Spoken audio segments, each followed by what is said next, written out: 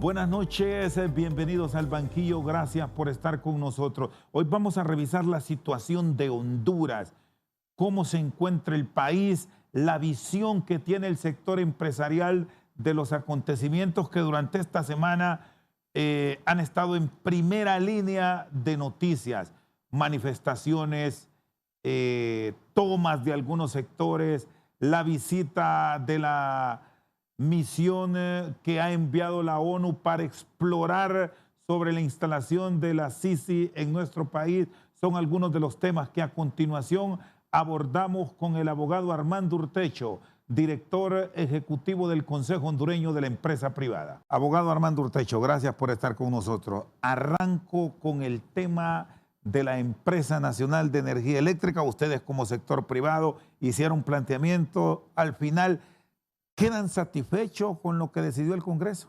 No, en lo absoluto. El Congreso Nacional aprobó los artículos 4 y 5, que establece que las empresas van a ser compradas por justiprecio. Lo único que están mandando el mensaje es a la inversión, diciéndole Honduras no venga porque le vamos a expropiar, pero le vamos a pagar lo que nosotros querramos. No se define cómo se va a pagar. Obviamente, si es expropiación, no van a ir a negociar, solo le van a decir aquí está. Pero según la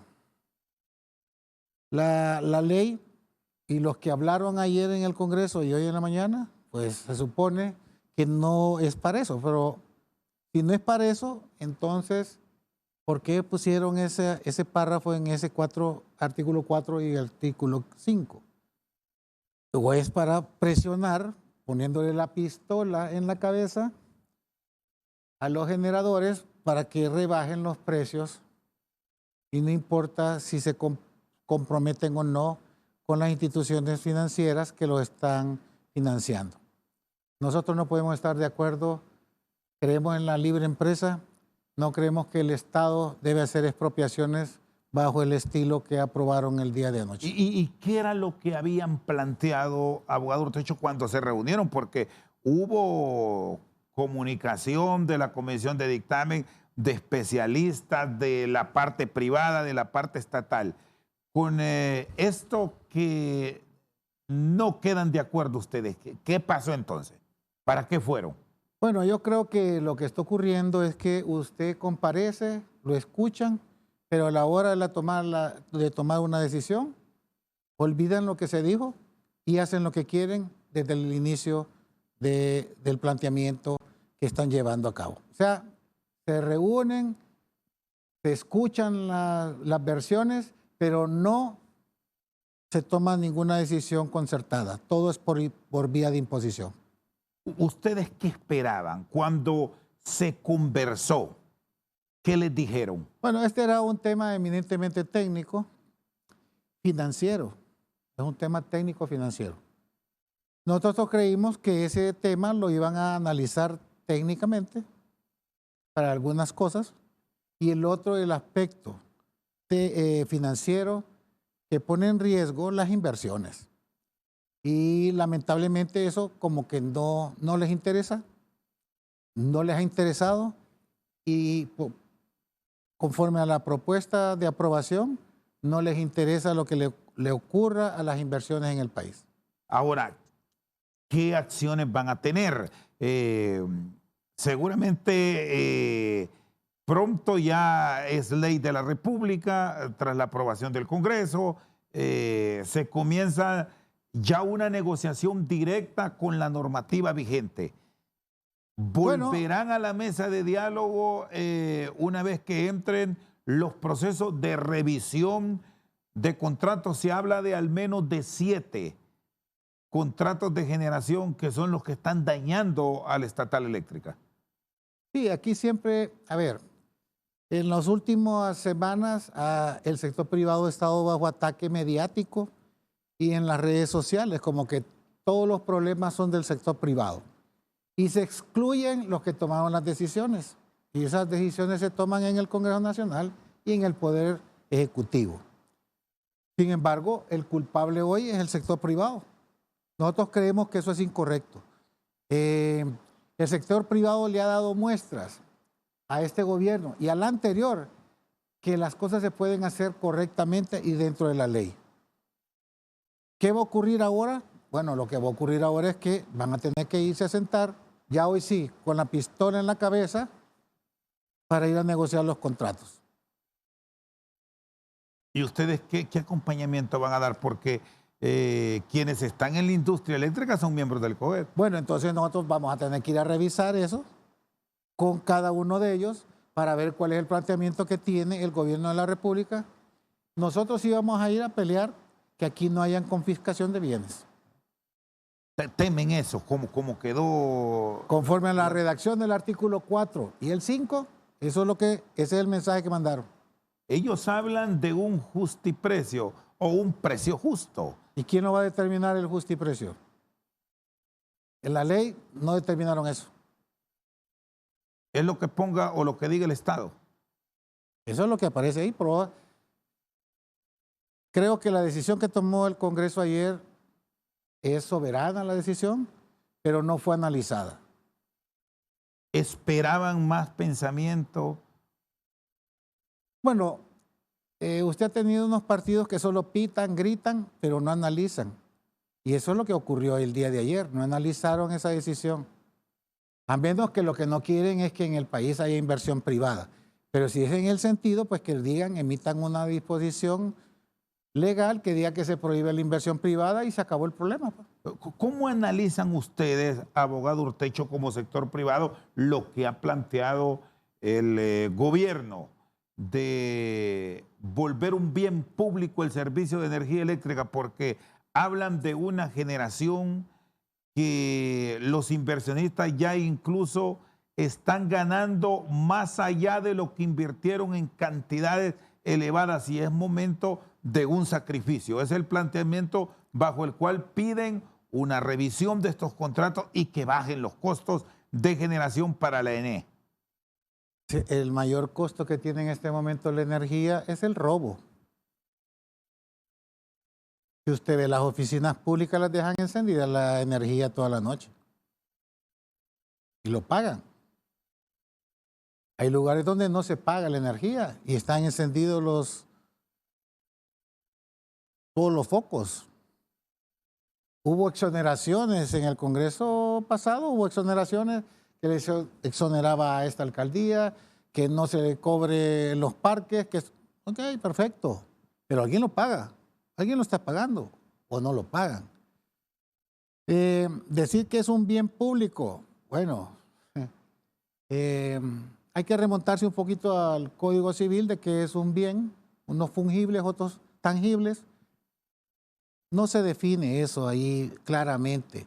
O sea, el título de esa ley es para atraer y que los feliciten, nada más.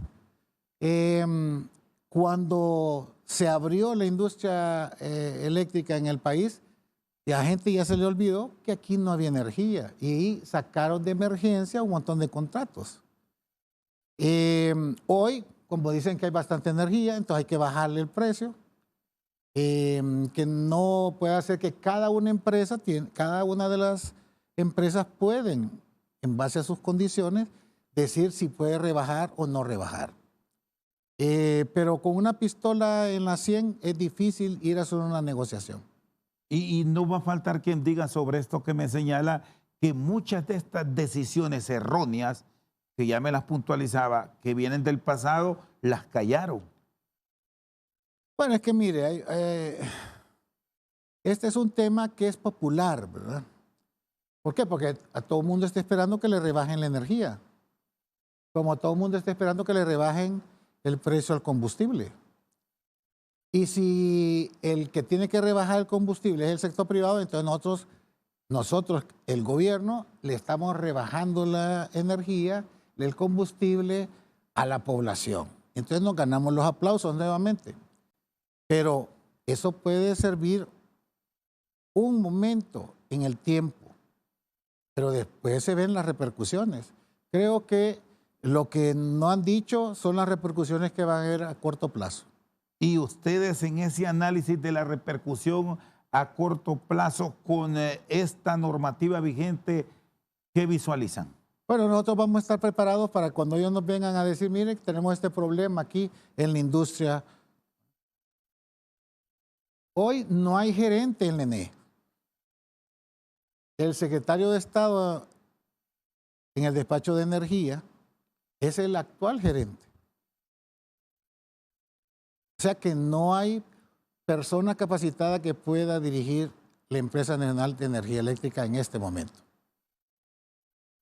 ¿Qué debe hacer ahora mismo el Ejecutivo con la reforma a la Ley General de la Industria Eléctrica vigente? Porque ya habrá que tener un gerente, habrá que nombrar por la misma reforma quienes van a cumplir la función que venía desempeñando la Comisión Reguladora de Energía Eléctrica, que como tal ya no está, igual el ODS, el operador de sistema, que sus 5 miembros podrán ser nombrados, si es que mantienen esta estructura, por el Ejecutivo.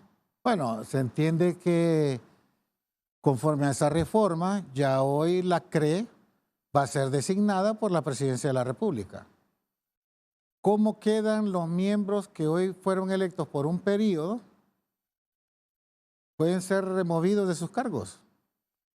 ¿Qué acciones van a tener ellos? Tienen acciones legales, podrían tener acciones legales, aunque haya una ley hoy vigente. Esta ley no tiene efectos retroactivos, ¿verdad? O sea que aquí, bueno, usted es un abogado y notario, me advierte de acciones legales en contra del Estado o el reconocimiento hasta que los que son parte de la CRE como tal reclamen derechos. Bueno, yo no soy el abogado de la CRE, ¿verdad? Ni de ninguno de sus miembros, pero ellos podrían entablar cualquier acción judicial en caso de que se sientan perjudicados, en caso de que se les retire de sus cargos. Pero los nombramientos a partir de la vigencia, que entra en vigencia la reforma, pues seguramente la selección ya no se va a hacer por medio de una comisión nominadora, sino que va a ser directamente de la Presidencia de la República. Muy bien, está con nosotros el abogado Armando Urtecho, director ejecutivo del Consejo Hondureño de la Empresa Privada. Una pausa, ya seguimos con más detalles de lo que ha pasado con estas reformas a la Ley General de la Industria Eléctrica. Ya volvemos.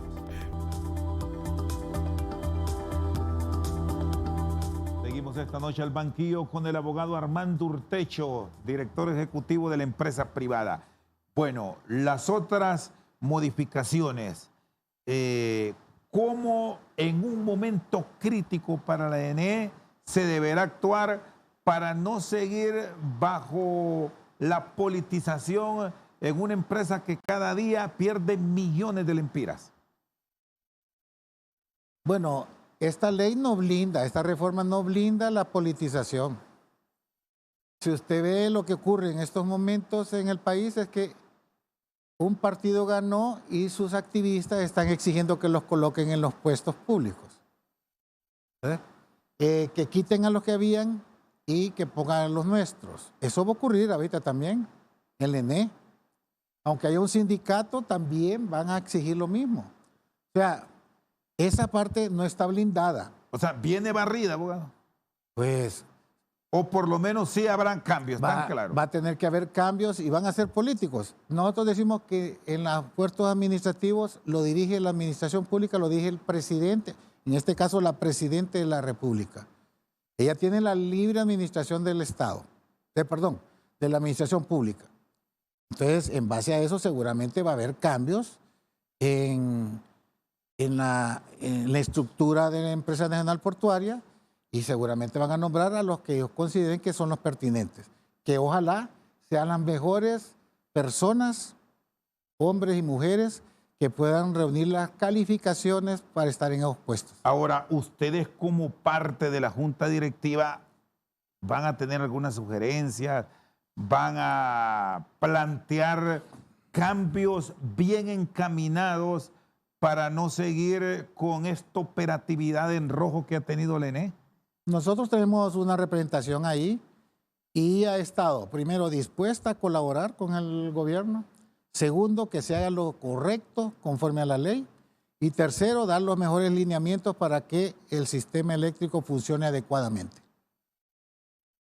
¿Qué visualizan deberá ser punto clave para evitar que siga el descalabro que ha experimentado en la última década la estatal eléctrica? Bueno, tenemos entendido que va a haber la presentación de un plan energético que lo va a presentar el Poder Ejecutivo la próxima semana. Entonces, en base a ese plan energético, seguramente vamos a tener que llevar propuestas a la Junta Directiva a través de los delegados. Y se van a mantener ustedes, a pesar de estos cambios que no les convencen, van a estar presentes al llamado. Claro. Es que mire, el hecho de que no nos guste un proyecto o una ley no quiere decir que nosotros tenemos que divorciarnos, porque entonces quien sale perjudicado es toda la población. Alguien debe de hablar por la población, aunque no le crean al sector privado, es el que más defiende a la población, porque hoy la reforma de haber rebajado los precios no es que se lo regaló el Estado, se lo está pagando los microempresarios, los medianos empresarios, y la clase media se lo está pagando a aquellos que están recibiendo el subsidio. No es el Estado, no es el gobierno el que está dando el subsidio. ¿Para dónde vamos si no hay una revisión clara, una visión general de entendimiento entre las partes, sector privado, sector trabajador y empresa privada, Bueno, y gobierno, perdón? El sector privado siempre va a ir dispuesto a un diálogo abierto y sincero, poniendo todo en la mesa, sin agendas ocultas. Ahora, si la otra parte tiene agendas ocultas, ya no es responsabilidad del sector privado. Y de los otros cambios, ¿qué análisis han hecho? Porque aquí también se expuso en la Cámara de más de una decena de proyectos que fueron adjudicados a inversionistas, hay quienes dicen entre comillas, pero esos proyectos nunca avanzaron y el Estado se vio obligado en volver a darle la posibilidad al propio gobierno u otro sector privado que sí quiere invertir. ¿Qué visión tiene, abogado? Bueno, hay algunos proyectos que no se desarrollaron. Y si estuvieron mucho tiempo ahí sin desarrollarse, ¿por qué no se los quitaron? ¿Por qué no les quitaron esos contratos? Entonces ahí hay una negligencia, aunque esos contratos se los hayan aprobado en el Congreso Nacional. No los ejecutaron, quíteselos. Pero sí, conforme a lo que establece la ley, no es que así, solo porque digo expropio, así como decía aquel señor en Venezuela. Expropio, no, tiene que cumplir lo que establecen las leyes nacionales. Aún y cuando pasaron, abogado Urtecho, años y años, y que estos proyectos de generación de energía limpia ahí estaban durmiendo el sueño de los justos, incluso hasta la denuncia que en su momento trascendió que algunos diputados eran los dueños de estos proyectos y lo que andaban buscando era venderlo a terceros, una especie de tercerización. Bueno, eso no es tercerización, pero vamos a ver, nosotros creemos que todas esas cosas son las que tienen que salir a la luz pública y decir, esto lo tienen, porque los proyectos que se ha desarrollado con los generadores privados, ahí están desarrollándose y ahí están generando la energía. Otros siguen en construcción. Entonces, los que están en construcción deben de dejar que terminen conforme a las reglas y los contratos que se firmaron. Nosotros creemos pues que todo esto tiene que tener un análisis. Nosotros estamos discutiendo internamente qué planteamiento vamos a hacer. Vamos a llamar a nuestras dos agremiadas para poder presentar una posición al Poder Ejecutivo antes de su sanción. Con EH, que, bueno, ya me planteaba al inicio, abogado Urtecho, que ese es el gran punto negro de la NE, el tema de las pérdidas, el robo de energía que se está presentando. ¿Cómo entrar en una relación de buenas partes con el inversionista colombiano EH? ¿Por qué ha fallado? Yo creo que la responsabilidad ha sido compartida entre el gobierno y la empresa. Los representantes del gobierno no han exigido el cumplimiento del contrato. Y la empresa dice, sí hemos cumplido, lo que pasa es que también estos nos han incumplido.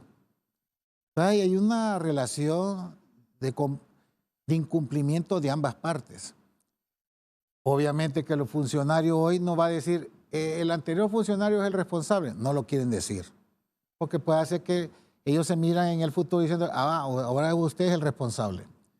Nosotros creemos que aquí en esto hay que actuar con mucha sinceridad, con sensatez, para resolver el tema de EH. Pero sacar todas las cosas públicamente y después no hacer nada genera sensación de impotencia a la población. Hay que darle una respuesta, pero que sea una respuesta verdadera, sincera y que sea real, ¿verdad? Aquí puede jugar un papel de mediación el sector privado hondureño, partiendo que es una gran inversión foránea que llegó, pero que usted me señala hay incumplimiento de ambas partes. Y mientras no se ponen de acuerdo, las pérdidas están arriba del 33, casi 34% ahora mismo. Bueno, en los últimos meses, por no decir años, hay una gran descalificación a todos los sectores. Yo creo, y quiero hablar a nombre del Consejo, creo que el COEP no podría ser el mediador. Primero porque hay una empresa de promedio y por otra, el gobierno no va a aceptar que el mediador sea un representante del sector privado. Así que no creo esa posibilidad de que podamos ser mediadores, porque aquí todo el mundo han descalificado. Desde antes de las elecciones descalificaron a todo el mundo. Si baja Jesucristo del cielo, creo que también lo van a descalificar por cuestiones políticas. Entonces nosotros creemos que en estas cosas financieras o económicas se debe arreglar de la manera más transparente, diciéndole a la población la verdad y poniendo los documentos en la mesa. Porque no es lo mismo estar hablándolo en los medios de comunicación para quedar bien, para que le aplaudan. Ese no es el sistema. Hay una demanda que ya la trabó el Estado y, por cierto, elevadísima. Hablan de 10.000 millones por incumplimiento. Bueno, nosotros no... ¿Atiza más esto el ambiente? No conocemos esa demanda. No me gustaría hablar sobre un tema que no conocemos. No hemos visto en el tribunal si es cierto que está la presentación de la demanda. Sí hemos escuchado que dijeron. Y luego también escuchamos a la otra empresa, a la empresa, diciendo de que no era cierto. O sea, nosotros aquí oficialmente en el COEP no conocemos que se haya entablado una demanda porque no tenemos ni el número, ni el lugar, ni el juez que lleva la causa. Abogado, y mientras este escenario está planteado de esta forma, en la Empresa Nacional de Energía Eléctrica, los números cada día van generando mayor déficit para la hacienda pública.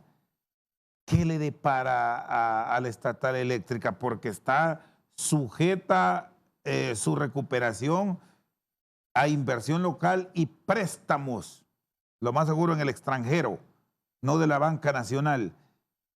¿Habrá disponibilidad para recuperarla? ¿Pero usted cree que con la aprobación de esa reforma, en su artículo 4 y número 5, en el cual le pueden quitar a usted su propiedad, aunque hablen de justiprecio, la inversión extranjera y las instituciones financieras no ven con buenos ojos esas disposiciones?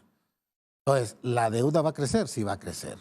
¿Va a poder venir aquí el Fondo Monetario y nos va a decir, le damos una calificación de muy buena? Va a ser difícil. ¿Y el Estado como tal tiene capacidad para tomar recursos internos de su finanza para intentar salvar la NE? ¿Es posible eso? ¿Lo visualizan?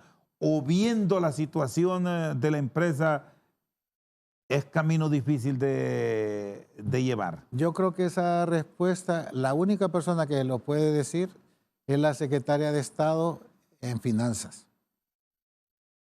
Muy bien, está con nosotros el abogado Armando Urtecho, director ejecutivo del Consejo Hondureño de la Empresa Privada. Una pausa, ya regresamos.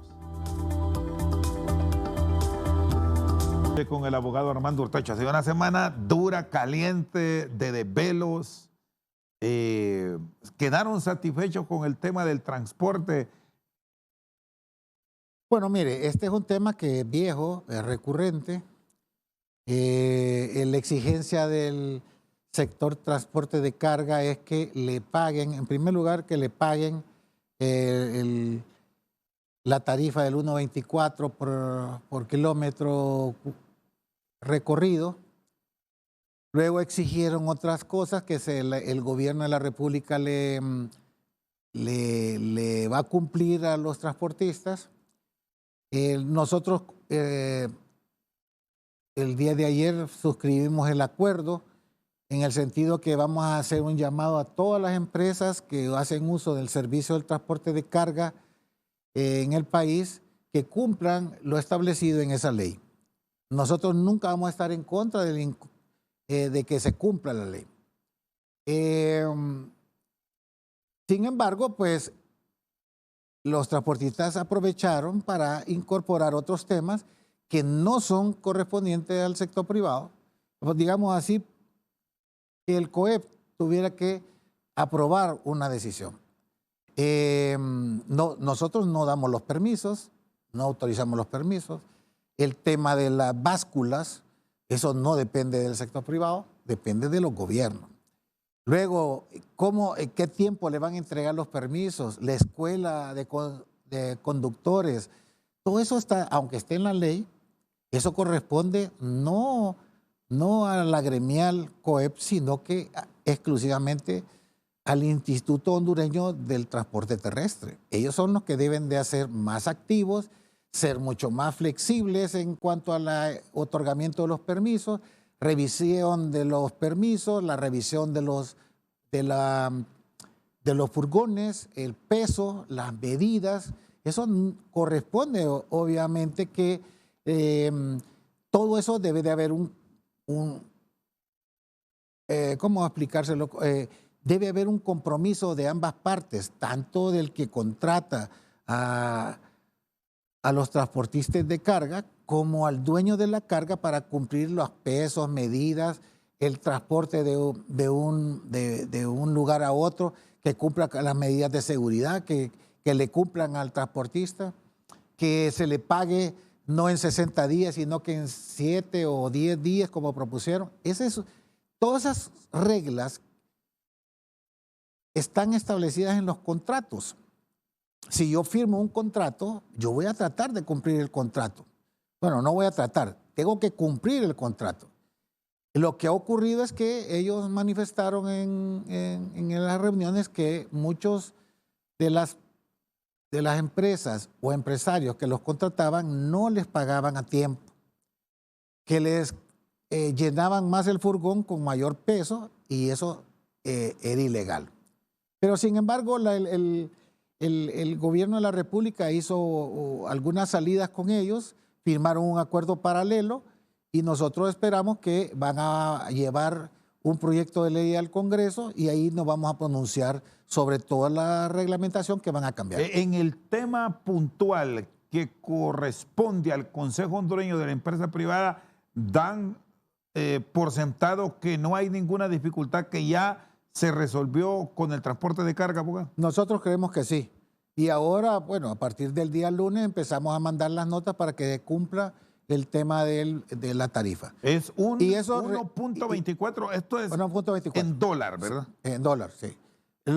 Quiero decirles que para llegar a este acuerdo tuvimos que ceder un principio, que es el de la libre contratación. Pero para llegar a un acuerdo y se solucionara el problema, porque estaban acusando que era el COEP el que estaba teniendo el problema. Nosotros no tenemos ningún problema.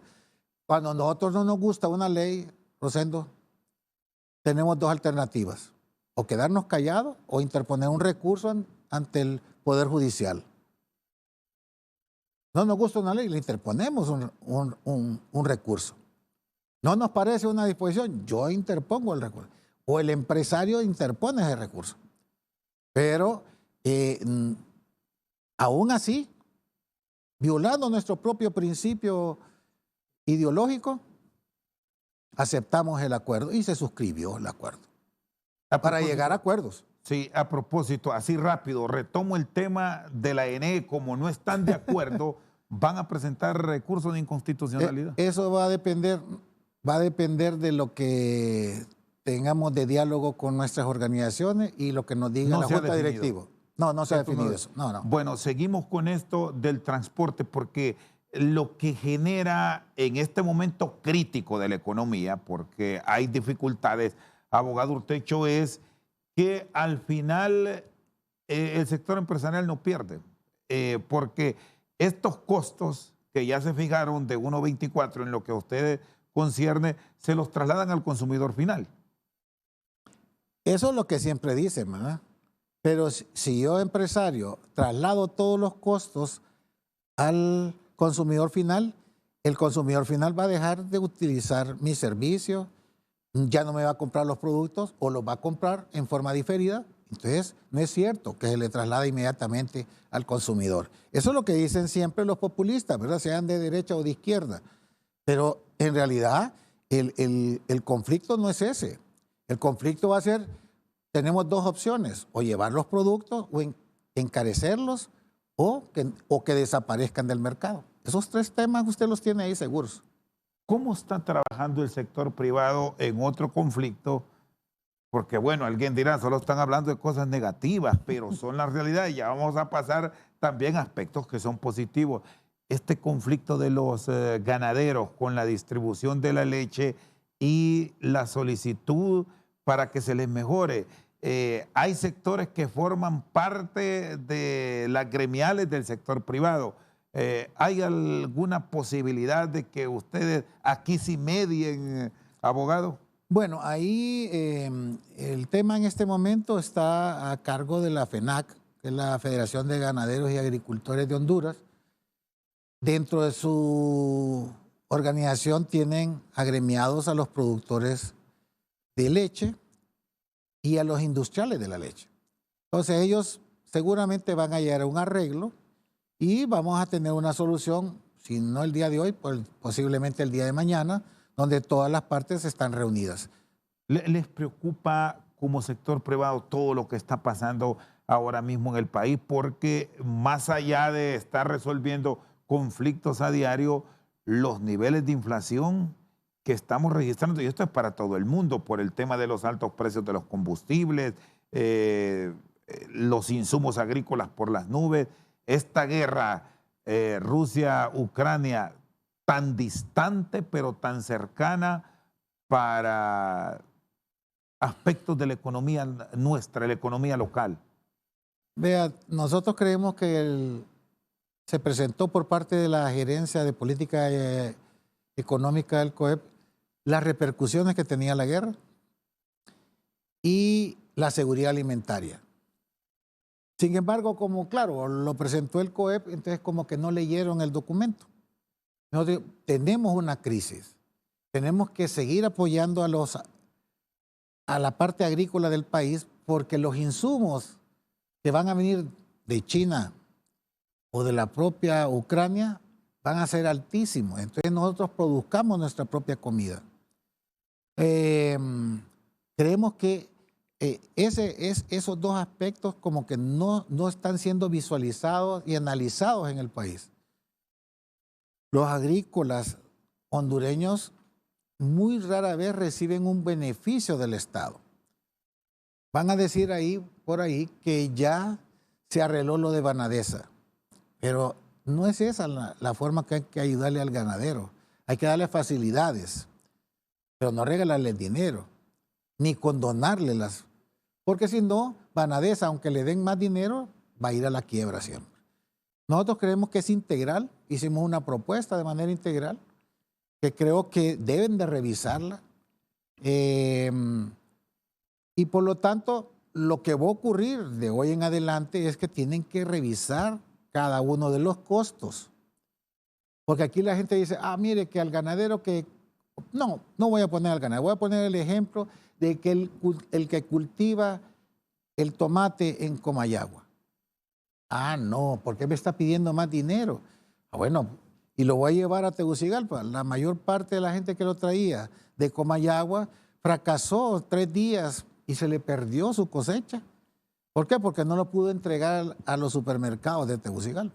¿Quién le va a pagar esos 3 días que ese producto no llegó a Tegucigalpa o llegó a San Pedro Sula?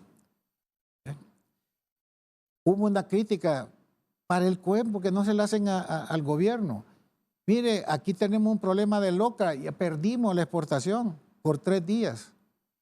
Ya el barco se fue.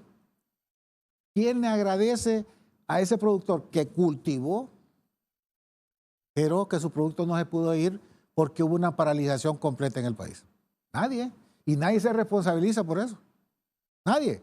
Porque ayer llegamos a un acuerdo, pero nadie se responsabilizó de las pérdidas. Vea que es difícil ser empresario en el país, sea agrícola o citadino, como usted quiera llamarle. Es difícil en Honduras ser empresario, porque todo el mundo le quiere dar de piñazo como que si fuera una piñata, pues. ¿Lograron cuantificar ya en la empresa privada a cuánto ascendieron las pérdidas por estas movilizaciones de los últimos días? Mañana vamos a tener el dato exacto que lo va a entregar la Gerencia Política Económica. Pero sí que son millones y millones de lempiras. Sí. Pero también pierde no solamente el productor ni el empresario, sino que el Estado deja de percibir impuestos. Con nosotros esta noche al banquillo el abogado Armando Urtecho, director ejecutivo del Consejo Hondureño de la Empresa Privada. Pausa, ya regresamos. 2 millones. Sí, 2 millones de lempiras te trae en mayo la Grande de Lotería Nacional. Adquiere la Grande en Banrural, Bantrap, Proamérica, Airpad, Carrión y nuestros vendedores autorizados. Seguimos esta noche, está con nosotros el abogado Armando Urtecho, director ejecutivo del Consejo Hondureño de la Empresa Privada. El tema de la seguridad jurídica no deja de preocupar enormemente en estas circunstancias en que está el país. Han logrado una estabilidad finalmente, y arranco con la zona de Colón, que es donde mayor reclamo plantearon en su momento, abogado. Bueno, mire, en este momento hay una comisión que preside el señor secretario de Estado en Seguridad Pública, el general Savillón, acompañado del director del INAH. Se ha conformado una comisión de abogados para que revisen la legalidad de los títulos que dice cada una de las partes tener. Una vez que se legalice y se revisen quién tiene la razón en las propiedades, entonces los que no tengan la razón van a tener que abandonar esos cultivos y trasladarse a otro lado. El presidente del COEP ha sugerido que si hay lugares que no se cultivan, entonces en lugar de que los invadan, que se los entreguen a los campesinos y nosotros darles las facilidades para darles granos para que cultiven ahí. Sin embargo, estamos a la espera de cuál va a ser la decisión. Se supone que van a tener los abogados 1 mes y medio para trabajar en eso, y luego esta comisión va a dar una respuesta a la presidenta de la República de cómo queda la situación en Colón. La ventaja que hay en este momento es que hay una relativa calma después de que se declaró, ¿cómo se llama? El estado de excepción. Un estado de excepción. Y creemos que eso ha dado resultado porque usted ha visto que ha bajado también. Ahí no solamente es un problema de campesinos, ahí hay grupos irregulares y se hacen llamar campesinos, pero en realidad son delincuentes los que han estado en esa zona. Entonces, hoy está el ejército, está la policía y se dan cuenta que en realidad no eran campesinos. Y esas cosas hay que decirlas también, porque se dejó abandonado esa zona. Lo que queremos ahí con las empresas es rescatar las propiedades, mejorar la producción para las exportaciones y para el consumo nacional. ¿Es la zona que más le preocupa, más allá de los conflictos en el resto del país, en tema de inversión, el departamento de Colón, abogado? No, también Choluteca y Valle. Usted ve que hay mucha gente que se ha venido de Colón, se ha venido a incorporar a la zona a generar un conflicto innecesario. seguimos todavía con propiedades, yo no digo que son invadidas, sino que son asaltadas por personas que ni siquiera son del lugar, no son campesinos, y no invaden los lugares donde no está cultivado, sino que lo que ya está listo o limpio o ya está cultivándose. Entonces, creemos que eso el Estado, a través de la policía o del ejército, debe de hacer cumplir que se respete la propiedad privada. Y eso, al parecer, se ha olvidado un poco, ¿eh? Estas acciones que ya se ordenaron para Colón y que el propio director de la policía, abogado Ortecho, hablaba de extenderse hasta por 3 meses más, ¿se podrían desde la óptica del sector privado ampliar hacia otras zonas del país como pasa esto que me comunica Choluteca? Choluteca, Santa Bárbara. Mire, aquí hay propiedades que no están siendo productivas y que son del Estado. ¿Por qué no le dan eso a los campesinos? ¿Ves? Pero no, prefieren ir a donde está todo limpio, que está el sector privado trabajando, las empresas o los productores, y eso es lo que llegan a invadir. Me llama la atención esto, ¿es de hondureños propios en algunos sitios o hay de otros países? Mire, hace 2 años, 2019, finales del 2019 y el 2020, nosotros dijimos que en Choluteca estaba llegando gente que no era de la zona. Lo que pasa es que los ciudadanos de Choluteca no quieren hacer denuncia. Nosotros presentamos, le mandamos al ministro de aquella época hasta las fotografías de lo que estaba ocurriendo en esas propiedades y no hicieron absolutamente nada. ¿Una especie de silencio por temor? Por cobardía. Por temor, no todo el mundo tiene temor, pero si usted es la autoridad no debe ser cobarde, tiene que actuar. No de la autoridad, sí, pero del ciudadano que de repente Bueno, cae. el ciudadano tiene miedo porque sabe que nadie lo va a salir a defender. Pero la autoridad es cobardía, no es miedo. Sí, abogado, bueno, en las últimas horas también quiero que me hable de esto, ya para cerrar. Se ha reunido con miembros de la misión exploratoria, han hablado como sector privado, ¿qué esperan de la eventual llegada de la CICIG para finales de año, posiblemente? Bueno, sí, tuvo una reunión el sector privado con la misión exploratoria. Hay un compromiso de no hablar las cosas porque quedaron de que ellos van a hacer un informe general a la población. Sin embargo, nosotros hemos expuesto algunos criterios de qué es lo que debe de contener la misión. Si creemos que es importante que la misión no puede durar 4 años ni 3, debería durar al menos 12 años. Creemos que debe de buscarse la mejor gente preparada, no traer políticos a dirigir la misión, porque eso es importante. Porque si no, para esa gracia, mejor no traer la misión y dejar a los políticos a que dirijan las instituciones del Estado. Y el tercer punto importante es el fortalecimiento de la institucionalidad. Si viene una misión es para fortalecer el Ministerio Público, la Procuraduría General de la República, el Poder Judicial, el Tribunal Superior de Cuentas, si es necesario cualquier otra institución, fortalecerla, las unidades de investigación, la policía, por ejemplo. Hay que prepararla y fortalecerla para que todo el engranaje de justicia esté fortalecido. Pero solo venir por 2 o 3 años, eso no va a tener ningún impacto. El daño en el país no está, aparte de la corrupción, es la impunidad. Y el más grave de los problemas, aparte de la corrupción, es la impunidad. La gente siente que en este país no hay justicia. ¿Nos está pasando en qué nivel factura estos acontecimientos de Nueva York, donde hoy un expresidente está sometido a la justicia estadounidense, un director de la policía, solo para citar los últimos 2 grandes casos? Bueno, eso lo que le demuestra es que la justicia nuestra no actúa a su tiempo, no investigó, tuvo miedo, o cobardía, perdón, tuvo cobardía de no investigar los hechos, aunque fueran del más alto funcionario del Estado.